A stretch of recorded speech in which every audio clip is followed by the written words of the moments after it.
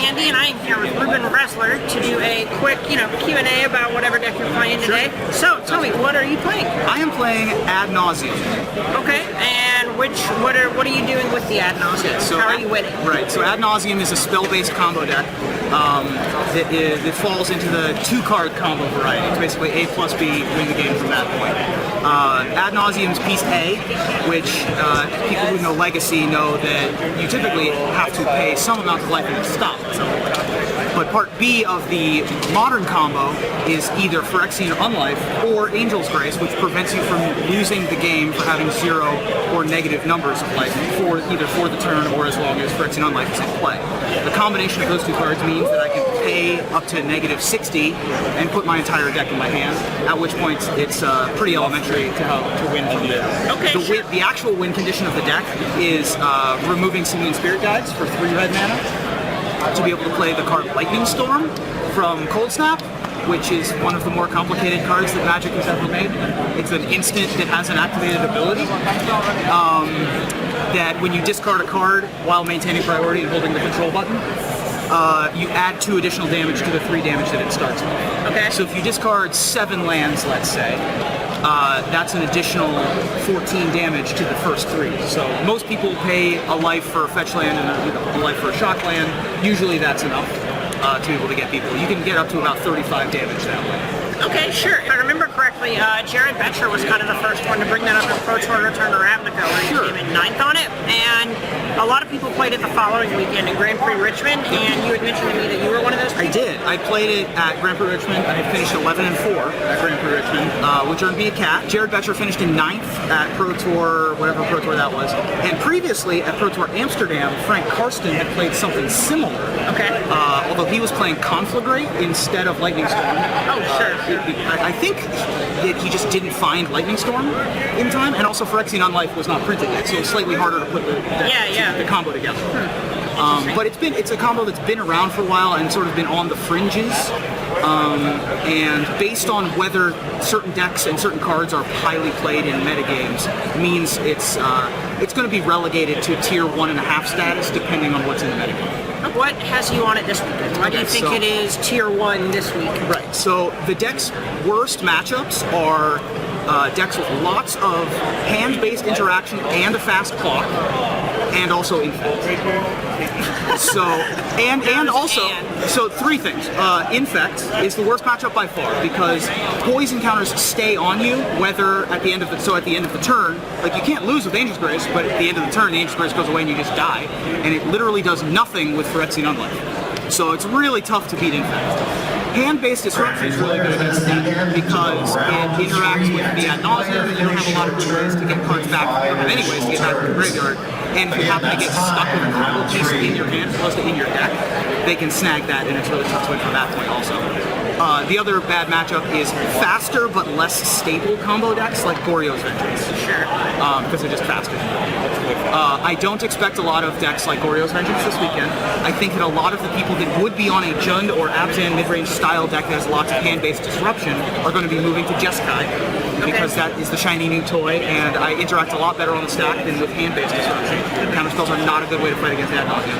And in fact, while it had a good weekend last weekend, people are sort of shying away from it because of how popular the Hiri Jeskai is getting, and that deck has so many bolts and so many paths. And so people are kind of shying away from creature-based combo like that. Is this a hard deck to pilot? Is it something that other people should be comfortable picking up? It is, I would say it's not easy, but it is also not hard.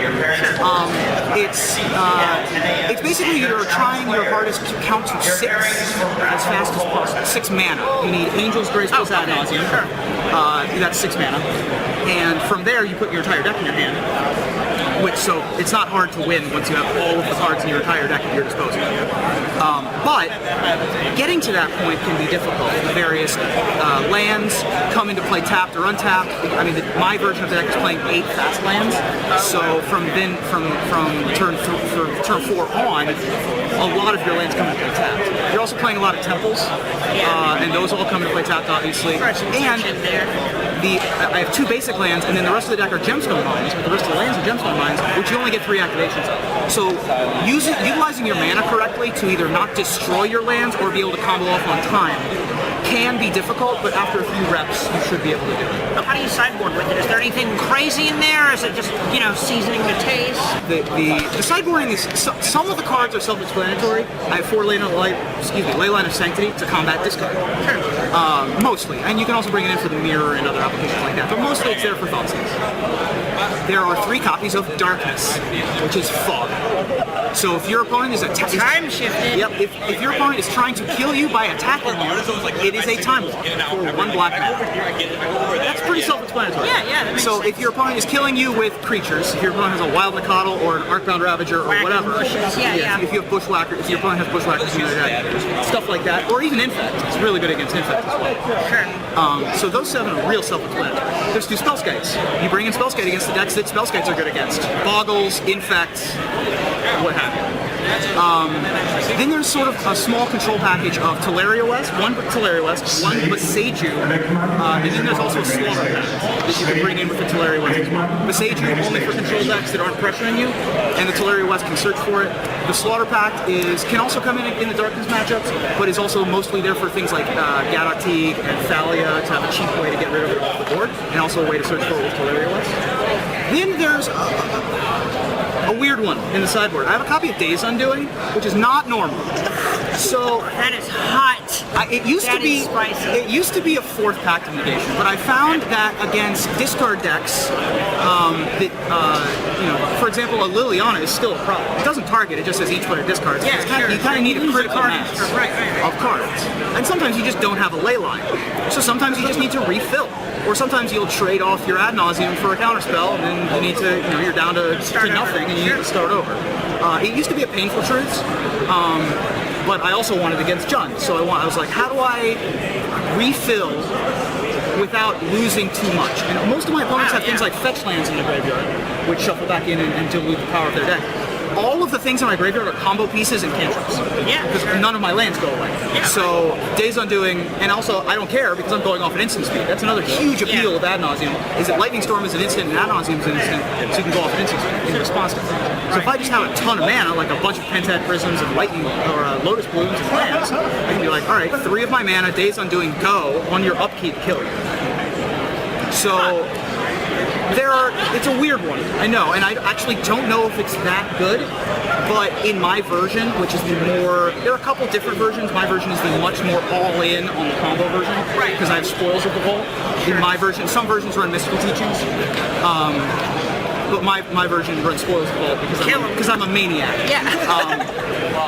In round 1, I actually lost a game where I played Spoils of the Vault and named a 4-of in my deck and hit my 2 win conditions before I hit any of the 4-of. Which is about a 93%er, so like I lost a 93%er, which I'm fine with.